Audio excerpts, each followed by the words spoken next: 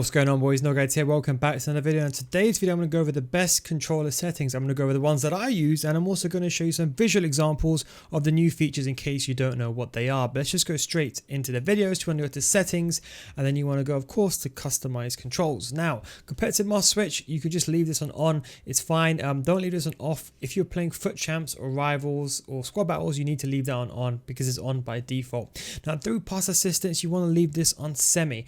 The reason for this is the game gives you some assistance, but you can at least manually aim where you want the pass to be. There is no assisted this year. Do bear that in mind. So leave it on semi. FIFA training keeps on hidden. There's no reason to put this on. If you want to put it on, you can, but if you're new to the game, you can, but just leave it on off. Time finishing. Now, this is an important feature this year. I would recommend leaving this on. The only thing I would say is if you're not used to shooting with time shooting, maybe you consider leaving it off, but it's very important this year, especially when the time shot, the power shot this year, which is one of the most important aspects of FIFA 23, that power shot will definitely be the meta. The next switch indicator. Now, this is an interesting feature that some people love and others hate. Basically, above a player, you have a red indicator, but then you also have a burgundy indicator. And basically, if you press the L1 button, it will switch to this indicator, the burgundy one, straight away. I like to leave it on because that way, when I press the L1 button, you know who you're going to switch to guaranteed every single time. But some people don't actually like that. They get confused. So I would say just leave this on. If you don't like it, then turn it off. Plus pass block assistance, you always want to leave it on. There is actually no reason to leave this on off because you want the game to assist a pass. So let's say, for example, if a pass is getting played, if your player is nearby, let's say between two players, your player will then intercept that ball. So there's no reason to have that off. There's actually no benefit, even on a competitive pro level, to have that on off. Now, auto switching. Now, I would recommend this by default. Nowadays, it's on air balls and loose balls. Do not leave this on automatic. People think by leaving this on automatic, the game helps you out, but sometimes the game switches to the wrong player by mistake. And you don't, like, let's say you want to run back with your CDM, the game might switch you to your center back, which you don't want that. With air balls on loose balls, the game will only switch if the ball is 6 feet or higher in the air, and then the game will switch for you. So when it's like a header or there's a chance for you to win the ball, normally above the player's head, then a game will switch for you. So you're fine. Just leave this on air balls and loose balls, and that way you control your CDM without the game switching for you, and that way you don't have to worry about it. Now, auto switch and move assistance. Now, this is only if the game has moved and switched for you. I would personally leave this on low for all players. 99% of you, I will leave this on low. Do not put this on high. I think you're better off leaving this on low because sometimes the through ball might go in behind and you want to run that direction as opposed to, let's say, running forward your CDM. You don't want to get caught in behind when you switch players. So leave this on low. That way you have a bit of assistance, but then you can also auto correct it if there's like a ball in behind. Over time, I want you to use none. So if you're new to the game, use low. If you've been playing last year, or you're a seasoned veteran at least, I would say definitely put none on. That way you have no assistance, and that way you can move the players where you want to if the game switches for you.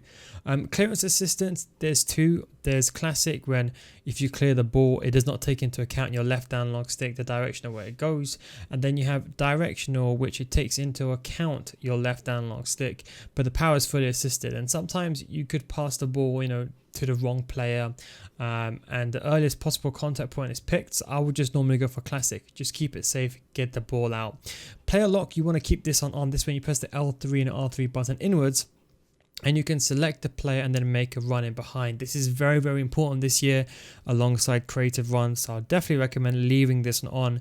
There's actually no reason to leave this off unless, for example, you like to do step overs or you press it by mistake, but that's a very few number of people. Leave this on. Then we're going to move over to icon switching. Now, while defending, you press the right stick to trigger icon switching, then flick the right analog stick to the corresponding player you want to switch to. It's actually a pretty nifty feature, but sometimes a lot of players, they press the R button or the right stick in by mistake. So I'd recommend definitely leaving this on off. That way you don't go into that mode, and sometimes it can be a visual distraction. If you do want to get better at FIFA 23, I do have a FIFA School Series, but just before you skip ahead, what if I told you if you don't get better after 1 month, I'll refund your money? I can say that because I've been running my paid advanced in-depth FIFA School Series successfully for many years, and thousands of others have joined already and still stay on. This is for all levels of those that want to improve on FIFA, and you won't find these videos on my YouTube channel. These videos are a progressive systematic learning system system that teaching you everything from the core mechanics of FIFA to the meta, so you can get better at FIFA as a whole, not just this game, with examples and explanations that go beyond the scope of the YouTube videos. With new videos coming out every single week, these videos also adjust to recent updates and patches so you can stay up to date. So come join thousands of others in a mature audience community for those looking to get better. Patreon.com/NilGuides, link is down below in the description. Now when you join, we already have a library of hundreds of videos that are specifically made for both new gen and old gen, with new videos in FIFA 23 getting added every single week. We also have an additional group coaching as well that we started this year due to high demand and high request. And don't forget guys, it's a money back guarantee, so if you don't get better after 1 month, I'll refund your money. That is the Nil Guides guarantee. Anyway, link is down below in the description, patreon.com/NilGuides. But anyway, back to the video. Player right stick switching. Now, player rotation, first of all, is imagine you have player A, B, and C, okay? With player rotation, you flick the right analog stick and basically an indicator goes above their head. Okay, so you flick it once to the right hand side, you flick it right hand side again, you can choose player C. Then once you've chosen the player you want, you press the L1 button, you lock it in, and that will be the player that will be selected.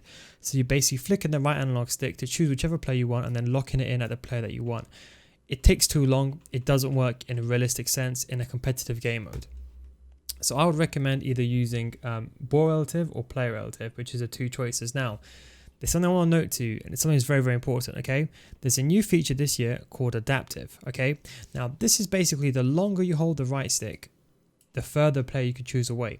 So normally if you flick the right analog stick, you can choose someone close by, but if you hold it longer, you're going to get, as you can see on the screen, you're going to get like a line, and you can see where that right stick is switching to. You can use that, or you can use classic, where you just literally just flick the right analog stick in between the players. Now, one setting that goes in line with this one, so you can choose ball relative or player relative. Now, this is very important. Contrary to belief, people actually knock down ball relative, but for 99% of players, it's the best thing to use. In fact, even I use it. There's only one benefit to using player relative, that is pressing at pro level. I'm talking about really pro level. You can still press at pro level with ball relative, but it's much easier to do it with player relative, you could argue. And that is the only reason. But to be honest, the way they've improved ball relative with adaptive now, I think the difference now has become reduced even less. Now, player relative is the default one by normal. Let's say you have 5 players, for example. If the ball, let's say the right stick switch indicator is above this player's head, you have to flick the right analog stick depending on where the player is, basically. And so if the player is at the bottom right, you have to switch, you flick your right analog stick to the bottom right, let's say towards 5 PM, and that's how you switch that player. Ball relative is my favorite, is because it takes into account where the ball is. So if you've got players nearby, if you want to, for example, switch to this player, you just flick to that hand side. If you want to switch to this player, you just switch to 11 o'clock. So you're switching relative to where the ball is. And normally your eyes are tracking the ball, so I think it's the best method. But also with player relative, people don't know this, but with player relative, sometimes the game might switch to another player by mistake in a close vicinity, whereas ball relative doesn't have that issue. So I'd recommend ball relative, and classic is the one that I use, but I'd recommend ball relative and adaptive for most people. Give it a try. If not, just use the classic player relative. Ground pass assistance, you want to leave this on assisted. There's no reason why you want to put that on manual or anything like that. You will struggle, I'm telling you, with ground pass assisted. Shot assistance. Now, there's a new one which is called semi. If you put this on semi, you increase your shot accuracy by up to 2 times. Now, of course, it's much harder to aim your shot. So if you're good at aiming or you're good at using the power shot, then you can use semi. But I'll be honest, for 99% of players, leave this on assisted. Only use this on semi if you really know how to aim your shots manually. It's only going to apply to a few pro players. And to be honest, I can make a prediction on the pro scene, they're going to use semi anyway. It's because the amount of times you'll miss an open goal because of, you're going to use assisted. The reason why is the amount of times you can miss an open goal, because although semi is good to aim your shots and get double accuracy, you could also miss absolute sitters. So do bear that in mind. So I'll leave that on assisted. Cross, I would say leaving this on semi, because that way you can use a square button to depict, or to dictate how much power, should I say, is on the ball. So if I try to depict this here, if you've got near post, far post, and in the middle, if you do a little bit of power, it goes short. Mid power goes to the middle, and for a lot of power, it goes far post. So the semi gives you that ability to pick the power, whereas assisted, it just basically goes where the game kind of decides or sees the nearest best player. That's kind of the way that I found it. You can kind of judge it a little bit, but not enough. Lob pass systems, they've changed this year with semi. I would say if you're an elite player plus, I would recommend trying semi out. But for the rest of you, I would recommend just leaving this on assisted. Lob through pass, you have to use semi this year. It says leave on assisted. Analog sprint, leave this on off. It might work this year with the new left stick dribbling, which is kind of terrible, to be honest. Like this, for lack of a better word, it's just terrible. But left analog stick dribbling, the analog sprint, think of the R2 button like a gas pedal on your car. And the more you depress that gas pedal, the more power or the faster that player would run up to his maximum sprint speed. So I leave this on off because I always want my player to run at 100% sprint speed. Because some people, they don't push the R2 button or RT button in all the way, and then you might end up, for example, actually only using 50% of the power. So I leave this on off, and I recommend leaving it off for most players. Pass receiver lock, you have late, early animation start, and power up. Now, early is basically turned into animation start, which is the earliest point where you can do it. Then you have the power up stage, which is when you reach full power, or as soon as the pass button is released. And then you have late. I would recommend late because if you want to make a pass, for example, to player A, and let's say your opponent cuts that passing lane out, you can then switch to player B last second with your left analog stick, as long as your pass has not left your foot. So it's better. People say with bad connections, power up and animation start is better, but I don't agree with it. You're better off just leaving it on late. Leave both of these on off. There is no reason to leave these on unless you want just the haptics feedback, but sometimes it's harder actually to press the right analog stick. I mean, sorry, the R2 button or the RT button. You don't really want the haptic feedback. This is mainly a PS5 feature as opposed to Xbox. Then we go over to the controls. Now, if you're part of my Patreon series, you would see that I use classic controls. So the controls you're seeing here are just old school ISS controls. For those of you, the Pro Evo guys from back in the day, there's a specific reason why I use these because, for example, I don't want to use teammate containment R1. It's easier to press square. And also there's a feature when you're defending, if you press a tackle button, when you're attacking, the tackle button, when you're attacking, should I say, when you have possession of the ball, it's a ground pass. When you're defending, it's actually the tackle button. So why is this important? Is that sometimes the game will force a pass instead of a tackle when there's a good chance you win the ball. So these are small kind of features like this. And also, for example, the shoot button is closer to the right analog stick than the shoot button on default on circle. And that's the reason why I use this, because it's easier to do the fixture. Also with your thumb being like this, naturally being rested, so you can naturally rest your thumb on the square next to the fixture and then press the shoot button after that. See how easy it is as opposed to doing it this way and then independently moving your tip of your thumb on the circle. So that's the reason why I choose that. The only downside to the system is using the actual run button as R1 as opposed to R2, because you don't have analog sprint. But apart from that, there's no real issues there.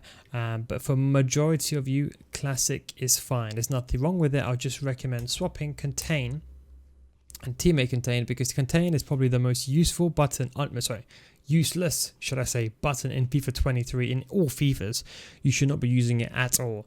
You should be manually defending, always. And trust me, it's so nerfed now, it's basically pointless. And it's easier for you to press a teammate contain button when it's on X than if it is on R1. But anyway guys, hope you enjoyed this video. If you want to see more videos like this going more in depth and the control settings where I go even more in depth for each setting, do check out my Patreon, patreon.com/NoGuides. You can click on the link here as you can see on the screen, or link is down below in the description or in the comment section down below.